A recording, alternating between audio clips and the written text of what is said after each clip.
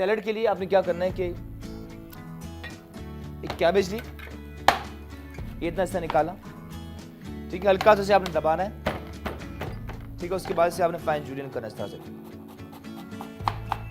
जितना फाइन हो सके उतना बेहतर है।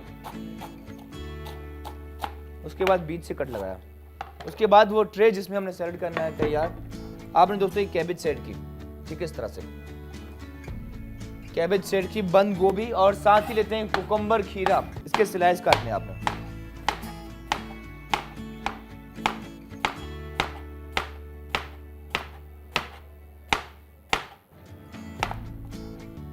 ठीक है दोस्तों, और उसके बाद ये कैबेज के ऊपर आपने ये जो कुकुम्बर इस तरह से सेट करना है, ठीक है, इसे करते हैं आप। और साथ ही दोस्तों ये दही हमने लिया था 2 कप, ठीक है।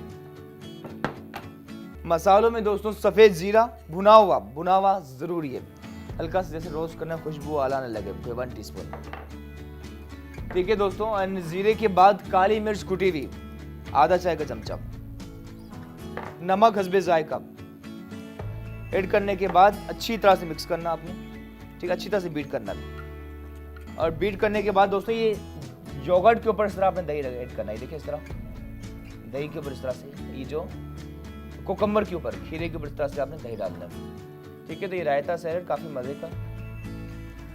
टॉप पर धनिया पुदीना, ठीक है, चॉप्ड मिंट एंड कोरिएंडर इस तरह आपने